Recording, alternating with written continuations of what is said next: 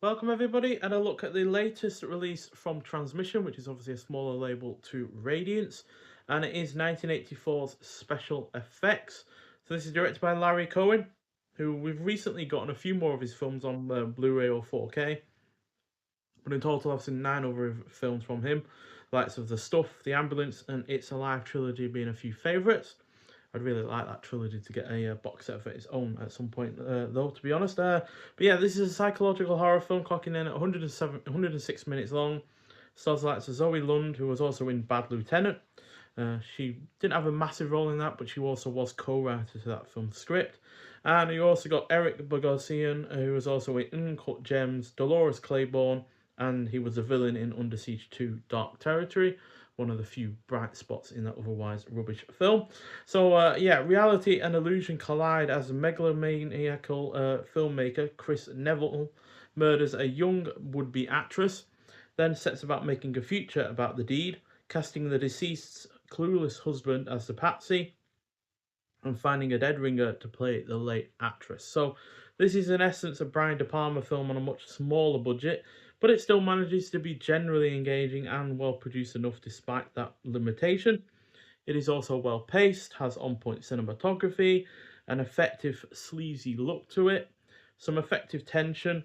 Its themes are reasonably well explored, such as like voyeurism and how people will, you know, readily go along with something just because it gives them a little bit of power, a little bit of involvement in something much bigger than themselves. And the score is decent. Just a shame that the cast is rather hit or miss. Eric Bogosian is pretty decent, but I would say Zoe Lund is rather hit or miss. To be honest, I'm really not sure what kind of accent she's going for because she does play both roles of the murdered actress and then the woman that is used to replace her. Her accents in both regards are a little bit yeah, the rest of the supporting cast aren't particularly great either. And yeah, it would have benefited from being a bit less predictable. But on the whole, a decent enough effort, but it's by no means my favourite Larry Cohen film. That said, I did enjoy it ever so slightly more than I did when I watched it back in October um, during my Spooktober run of horror films during that month. But still, it's only going to get 3 out of 5, unfortunately. So it's comfortably my least favourite of the transmission releases so far. Now, this is a bit of a different kind of release from Transmission as well, because obviously their first two films, Night of the Juggler and The Stuntman, were these big, hard box, high quality, limited edition 4K releases, whereas this is a Blu ray release only, and it's coming across more like with Hammer, who do those big ostentatious ones, then they do the slightly slimmer hard box ones with like the Spaceways, which we recently looked at, and then they went on to do even more basic one than that with the likes of Cry of the Banshee. So this kind of reminds me of that, where it has a really rather nice limited edition slip cover, which is yeah of high quality and such.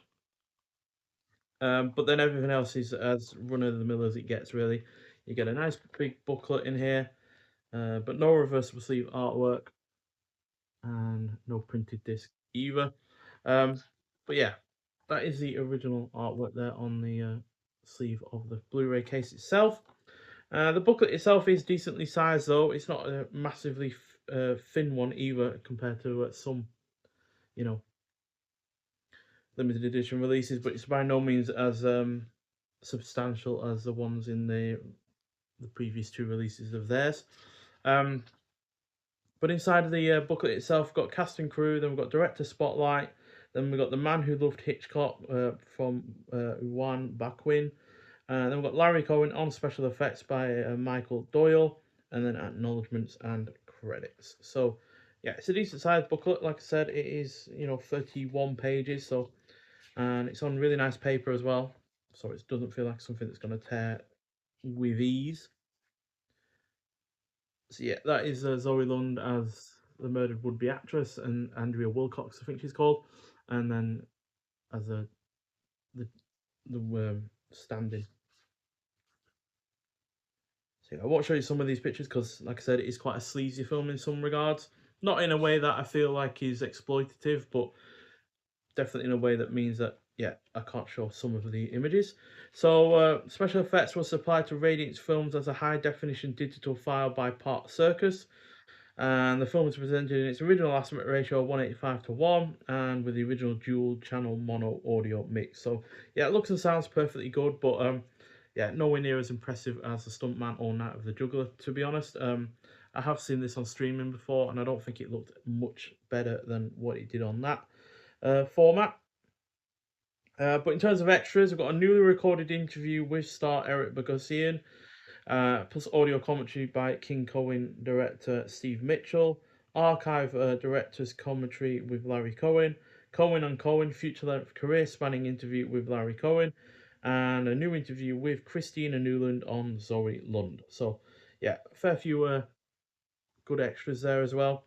You've also got optional English subtitles for the deaf and hard of hearing, so should you need them. So, yeah, it's a decent film. Like I said, 3 out of 5, but no, by no means my favourite Larry Cohen effort, and certainly, like I said, also not my favourite release from Transmission so far. I would say The Stuntman and Night of the Juggler, not just in terms of the physical presentation, but also in terms of the disc quality and the films themselves, much higher standard, to be honest. So, yeah, they obviously do have another one of these kind of more standard releases coming out in the future with the film Highway to Hell, which is a film I've not seen before. So it will be, I think, the first film from Transmission to be one that I've not seen prior, or at least not seen a substantial amount of it. I still can't remember whether or not I've seen Night of the Juggler before the physical release from Transmission, but regardless, yeah, Highway to Hell is their next release. Not sure what else I've got on the horizon, but yeah, I'm still nonetheless impressed enough by this kind of presentation itself.